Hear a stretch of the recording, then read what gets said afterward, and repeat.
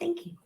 Hi, everybody. It's Dina at the Realize Foundation, and I'm here today with Douglas Lines from the UK, and I'm going to let him introduce himself.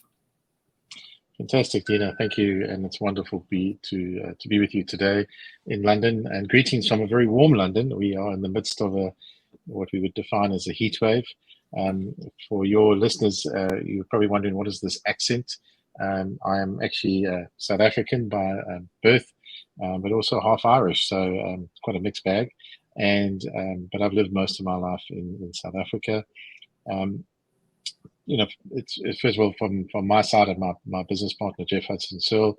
We are both co-founders of our business RBEM Group Limited, based in London, and it's really our pleasure to be associated and partnered with you. In what is an amazing journey in life and how you support others. And I'm sure we'll get to talk about that just now. But just some brief background to me personally. I'm a professional bean counter. I'm a chartered accountant. And have spent a number of years around the world. I've educated in South Africa as well as in the US. I was privileged to spend a year at Duke University in North Carolina. And I also worked in Washington, D.C., funny enough, in the 90s when I was with Deloitte. So I think I arrived there during the blizzard of 94. And it was quite a culture shock for any youngster coming from Africa. We'd never seen snow before in our life, but absolutely loved the US. I have travelled there extensively over the last 20 years. I was a senior executive in a large bank, one of the big large banks in South Africa for 20 years. I ran a lot of different portfolios, both in the retail and commercial banking, as well as the corporate investment banking. During 2019, and my kids, I'm actually a grandfather, so I have a 15-year-old granddaughter, and she's the apple of my eye. But I've got a new grandson who's the next apple in my wife's and I's eye, and they live in Germany. So my kids live around the world, and during 2019, my wife and I decided to leave South Africa and to venture forward. And little did we know, COVID was around the corner. So I was based in Germany for a year and a half, my wife and I, and I had to learn a little bit of ropey German along the way to get by. And subsequent to that, I relocated to the UK a couple of years ago. So a global citizen.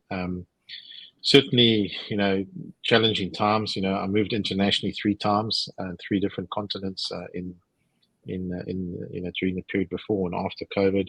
So we all took a tremendous mental health strain. I'm sure we can speak. All of us have our own journeys, but it was added VAT for my wife and I because we moved so many times as well. But it was an amazing journey. I got to do things I never did in my life, and I ended up co-authoring a wonderful book on digital innovation with some really great people around the world, and we published that book globally last year. Clearly, being based in London and doing some amazing things with Jeff, we get to interact with a lot of various interesting businesses, a lot in technology, and it's interesting because I think one doesn't think there's a link between technology and mental health, and what we've seen, and we can see it in the youngsters. I can see it in my 15-year-old granddaughter, how they think, the Gen Zs think around technology and how it influences their life. And equally how it consumes our time. Maybe when we were young, we didn't have, we barely had faxes, and I think we had telegrams in those days. And so, it's definitely, technology has put enormous pressure on all of us in terms of our accessibility, in terms of our own attention spans and things like that. So Jeff and I in our business in London, we're very curious around technology, but equally, I think we're very values-based individuals, and both very senior executives with both of us in excess of 30 years experience. So we've been in dark corners many times in our careers. Having to get out of those dark corners is certainly not easy. But it's been, I think, all these life instances give you wisdom. And so I always, compare the definition of intelligence versus wisdom. And I think wisdom is far greater. But yeah, I think one thing, I was a thought leader at an event in London last year, and it was actually Jeff's book launch. And we have a wonderful an African proverb which we share in South Africa, and And I shared this at that thought leadership event, and it really resonated. And it's called Ubuntu, and it's spelled Ubuntu. Ubuntu is a South African proverb, an African proverb in essence, actually, which is really around humanity. And we are defined by those around us. We are defined by what we give to others and how we help others around us. And it's an interesting one that, it's one that, the late Nelson Mandela, Desmond Tutu, all subscribed to was, how do we become a better version of ourselves, actually by making others a better version of themselves. And so part of our journey in our business here in London is really around how do we, as international thought leaders and guest speakers at events, really share our message of how businesses intertwine and how important it is that the social fabric of society is an important part of that, in what we give back. For example, when we look at our lives and we say, what is it that defines us and our purpose in our life? When we wrote the book on digital innovation, there were 65 of us around the world. We all did it virtually. I was blessed to be one of the main authors, the main 4 authors. And the thing that guided us and bonded us was not only the fact that we learned a tremendous amount from each other, but we wanted to give the world something back. And so we did. We gave the world probably the best set of innovation models, and we gave it away for free. And so we have a wonderful link to a good friend of mine's website, and if any reviewers, they can connect with me and I can give them those links. But I think that's what enriches you in life is, when you give to others and you uplift others, when you see somebody down, to pick them up. And that's what Jeff and I subscribe to as individuals, as professionals, as human beings. So that's a little about me, Dina, in terms of what makes me tick and where my life journey with my wife and I. She's my absolute soulmate, and we celebrated our 21 years of marriage this week, so it was a wonderful milestone. But yeah, super excited about what you're doing and what you do for the folks around you. Well, thank you so much. It's nice to learn more about you, and congratulations on 21 years. We're almost to 20, almost there, a few more months. That's awesome. But it was funny because the way I met Jeff was we wrote in a book together in 2018, I believe, called Journeys to Success.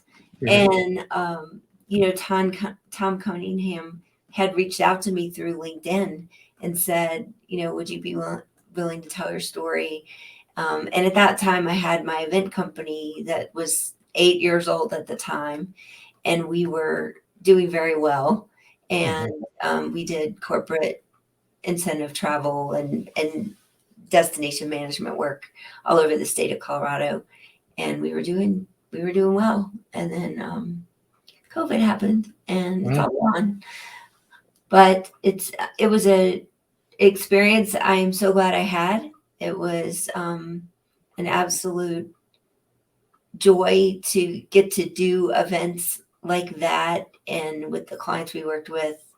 And we worked with a lot of big corporate names that people would recognize, and we got to do events and got to be creative and got to work a lot of hours, but really create experiences for people that were really awesome. And so we were working on this foundation during that time, towards the end, right before COVID. We were basically going to create it as a team building arm or CSR team building kind of activities around mental health. And that's how it started. And then when I closed Realize Colorado, I wasn't really sure what it was going to be.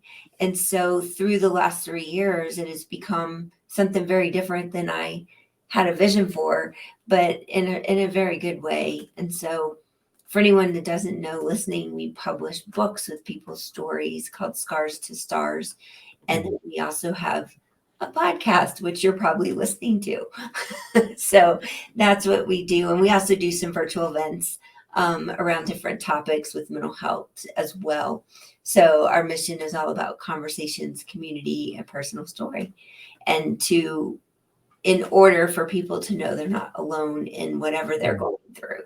So I'm excited to share it with more people and get more people writing their stories and healing from things they don't even know they still need to heal from.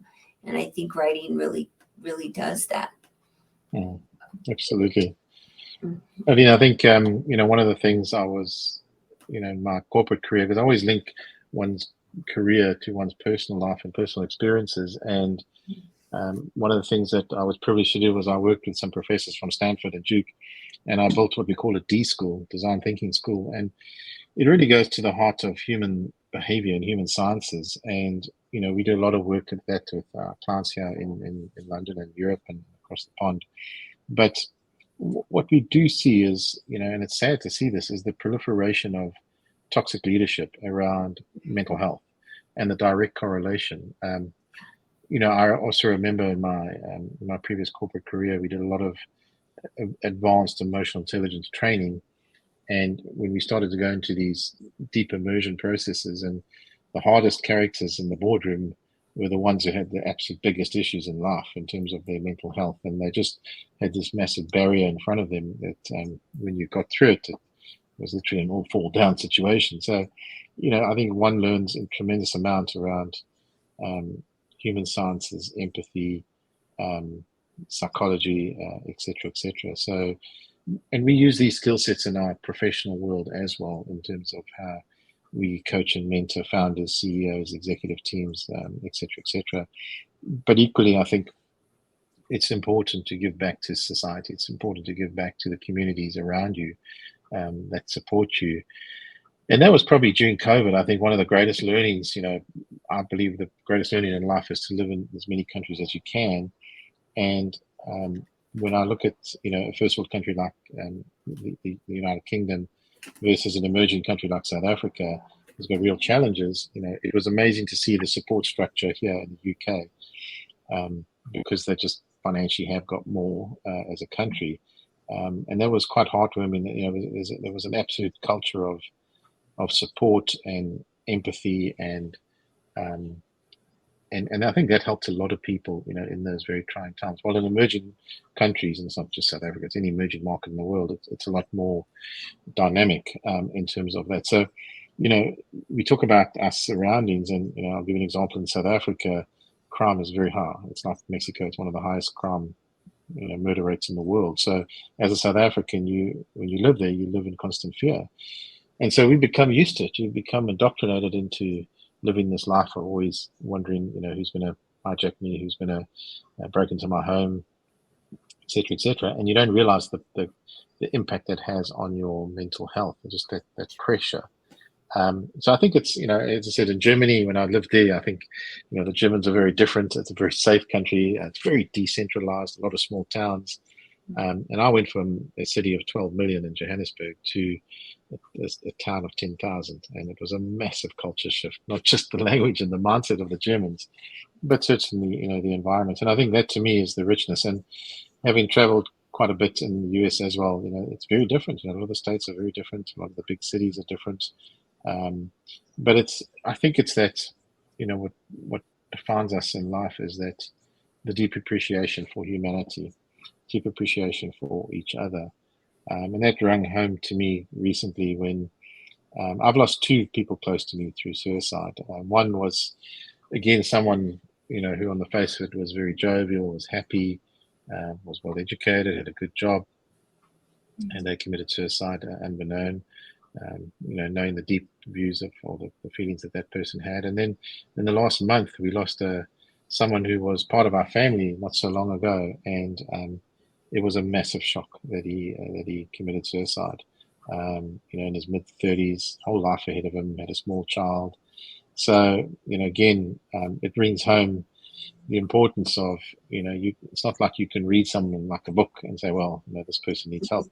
A lot of the times folks, keep it to themselves and things. And so it's everything we do in life is just to give others time, to help them, to take that moment to have a conversation, to listen carefully and have empathy. And so, that's where Jeff and I have such a unique friendship, and that we have such an aligned value system of beliefs, as does my own family. So yeah, and that's why I think for Jeff and I to be part of and to be associated with you is really important. Prior to that, we were really very supportive of anti-child trafficking, and we supported a wonderful NGO who did a lot of good work around the world in that. So this is important to us in what we do in our business here. And clearly, the other thing is we share the message to all those around us and that we work with. And it's really important. So life's not getting easier. I think it's getting more challenging. I think this whole Russian-Ukrainian conflict has put tremendous pressure on supply chains worldwide. We've seen cost of living still, your grocery basket's probably 50% more expensive in the last year. We've seen all these pressures come to bear, and it's just all the sentiment. And I think it's throughout these challenging times is to always remain. Keep your head above water, to keep those around you positive, and see the opportunities. I don't think it's going to get any easier, the operating environment around us. It's just to have that mindset and support structure. Certainly what you guys do is really important to your community. Well, thank you. And to your point about worldwide and travel, and I've been blessed in the travel department as well, and I've moved a lot, so I've lived in a lot of different places too.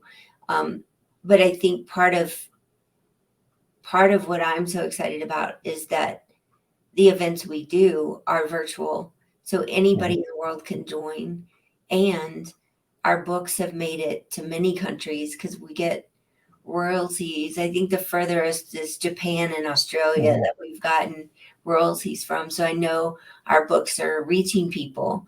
Obviously we want to reach more people, and we want to be able to give people that message everywhere. And where we have been working on how we could have a process where we can share it more with homeless shelters and jails and libraries. And we have done some of that. But I would like to figure out how to do it on a bigger scale. So that's something we're trying to figure out.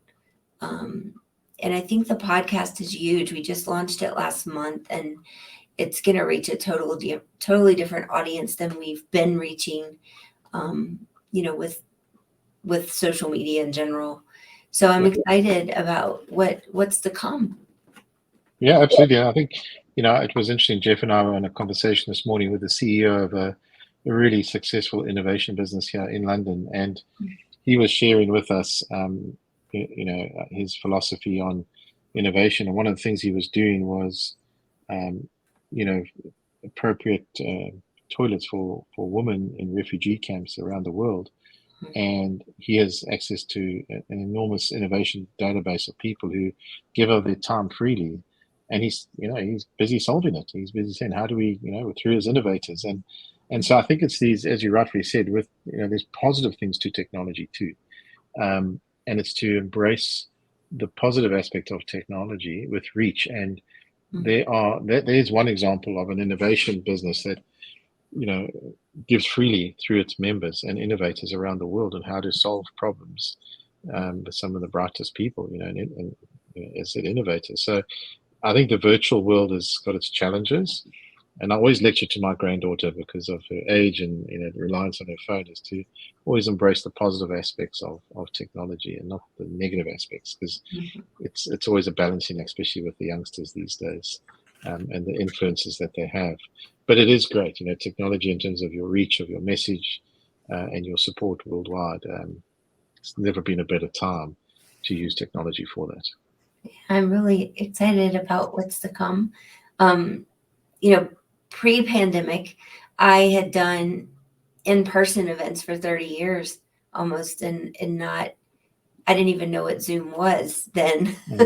And so in 2020, I joined a group for a year about virtual events. And they are a company that does some of the biggest virtual events in the world.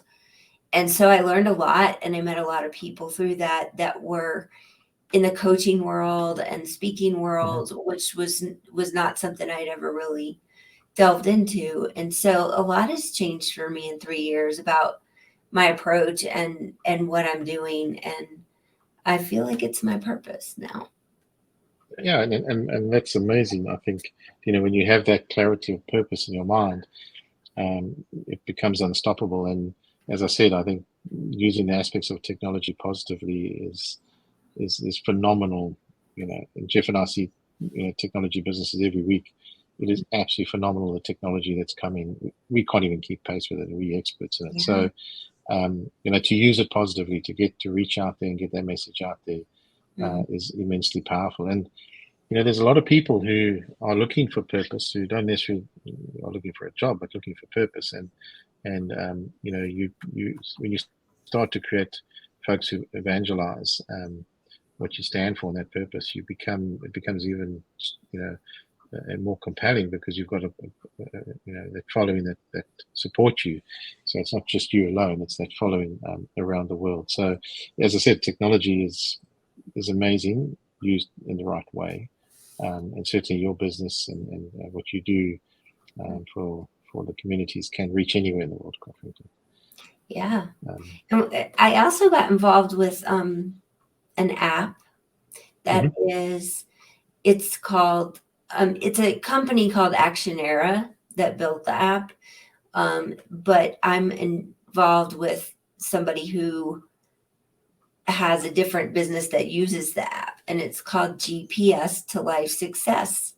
And it's really, there's a lot of coaches in there with different personal development things. So people can download this app for free, and you can see some of the content for free, or then you can pay a subscription to see more. But we have the Realize Foundation on there. And so we do monthly Zoom calls too. So we're just there if people want to join and ask questions or have a conversation. So it's just another outlet, but it's a really good tool for people who are trying to make intentional change in their life, or they're trying to, just be better, whether it's, being more mindful or losing weight or getting in shape, or it's all of that in one. And so it's kind of a really cool app that you can have on your phone and learn from other people. Yeah, there's a wonderful set of studies that have been done around longevity in life. And I know Harvard did a very, probably one of the longest business cases over a number of decades around longevity in life. And what was interesting out of their finding was clearly, we've always heard about the Mediterranean diet and those that live on the coast, but it's really around social interaction. We as human beings need social interaction around us, and that's one of the biggest things in life. And I always say to my family that the most important thing in life is just to surround yourself with people that love you and care about you. When you have that, you have that that structure around you, and it does make a difference. And I think what we found, especially here during COVID, where, for example, elderly people who were living by themselves had no one to meet or talk to, they were really suffering with significant mental health, as was people of all ages. And just the ability, and people would go to their doorstep and talk to them from their doorstep. And it's these small differences that as human beings we can all make. And I think the busyness of life, and this is the other side of technology, is the busyness of life, as we sometimes forget the importance that we're all human beings, and that sometimes instead of looking at your app or phone and WhatsApping somebody, maybe just pause and have a proper conversation with them makes all that difference in that person's life. So it's the mindfulness of just appreciating, that we are defined by those around us. And that's why I come back to this African proverb of Ubuntu. I believe Tom Cruise actually mentioned it recently, because he was in South Africa and he got to understand what Ubuntu stood for. And he was at a presentation, and I said to Jeff, there we go. I was right. Tom Cruise also says it's powerful, but it is, it is a powerful proverb that in Africa we live by. So yeah, I think from our side, we're certainly excited about our association together with you, Adina, and Jeff and I will do whatever we can to support you globally with our networks, with our reach, with our partners, our strategic partners around the world, to get the message out there as much as we can. So it's a journey we're looking forward to, and thank you for the opportunity. I really appreciate it. I really appreciate, when I had my former business, I gave back to other people, and I never thought I would be on the other side of that. But it's rewarding in a different way, and I think that it's also been a place where people who are struggling with whatever it is, maybe they don't have people in their life that are supportive or even know what's going on, or they don't have anybody that will just listen and support them. And I think some people find that in our community where they don't have it in their life otherwise. And so that's why our Hope course on our website, the P is Protect Your Mind. And it talks about who are the people that are closest in your life, and are they supporting you, or are they doing the opposite? And how can you evaluate that and maybe make some changes so you do have the support you need? And otherwise our community is always there. We have had people in our books that had family that weren't happy they were writing what they were writing, and they've been leaning on our community a lot more when they're in those situations, because you want to publish something and there's somebody that you care about in your life that doesn't want you to. And so, dealing with that sometimes is hard. Or, we've had a couple people write about human trafficking and sex trafficking. And one of them in the first book, Vanessa, she grew up in a family in California that was involved in all of that. And so she was abused most of her life until she left home. And she helps women now heal from stuff like that. And so it's crazy to me that the tough things that people can go through and then come out on the other side and be such a healing presence for others. So absolutely. And it's enormously humbling as well. And I had harrowing stories when I was in South Africa.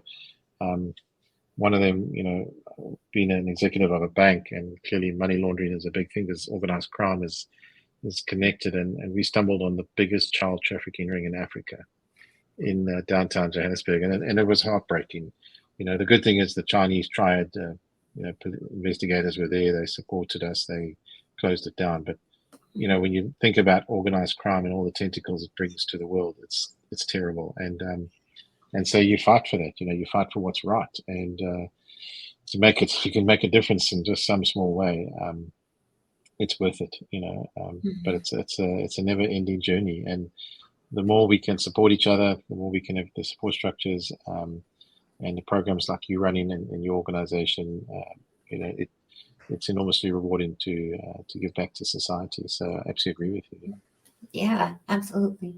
And there's so many people in the world doing good work, and there's so many there's so much bad in the world that most people don't even understand. Yep. And I've learned more and more about in the last few years, because it's we have somebody writing in this next book that was trafficked, and I think he is still trying to put his memory together about a lot of things. And so it's good to be able to help someone process that and heal from it through writing.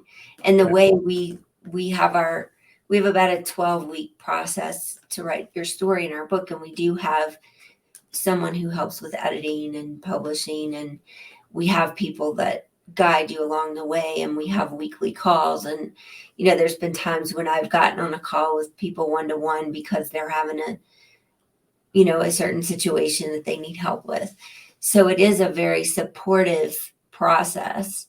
And like when I wrote in books before, I never had an experience like that where I even met the other authors that were involved. And so I think it's a it's a great experience, and the people who've been through it have said that as well. No, absolutely. And I know that you do that process twice a year, the 12-week, process twice a year, May and September, if I'm not mistaken. Yeah, so But it's a great initiative in terms of, as I said, helping those folks. And I look forward to being part of those journeys. It's very exciting. I'll leave you with one very, probably one of the most fascinating stories of all my travels. My granddaughter went to a special learning school in Johannesburg in South Africa, and I got to get involved with the headmaster and the teachers, and my wife and I and my daughter, just supporting my granddaughter. And he told me a wonderful story of a young girl who was in a car accident, and she was badly brain damaged, and her chances of really having, and we're talking probably 10 years old, and her chances of survival and having a normal life was nil. And what was interesting was her father never gave up on her. He believed in her, and every day he would go see the teacher and say, what did she forget? Because she couldn't remember things. Her short-term memory was non-existent. And every day he would go home and reaffirm what she missed that day. And over a period of her schooling career, he helped to rebuild her neural pathways in her brain, and she became a qualified teacher herself. And when I listened to that story of just the commitment and the love of a parent in that particular case, and the pure dedication, and no matter how tough it was, I think we can all learn from stories like that in terms of overcoming challenging things in our life. And that was one that really really caught me, because I just think it's such an amazing story, and the power of the human brain that we've never experienced and never realized is there was really demonstrated. So I think the more we can, as I said, help others in their journeys in life, in whichever way we can, sometimes it's in a small way, is meaningful. And I always believe that if you can make someone a better version of themselves, then you become the best version of yourself, as a professional, as a husband, as a grandfather, as a person of the community. It goes in all those aspects. So Dina, from my side, as I said, on behalf of Jeff and I, we're enormously proud to be associated with you and the work that you do, and do call upon us in terms of our strategic partners here in London, and we look forward to walking the path together. Well, thank you so much. That was a beautiful story, and we do have a lot to learn about our brains. They are very powerful. But I really appreciate your support, and it was nice to meet you, and we'll have to talk again. Fantastic. And to the viewers out there, just listeners in, just do every single day, make a small difference in anybody's life. Just that 1 degree difference, it can make a real difference in years to come. So thank you, Dina, and have a wonderful day. You too.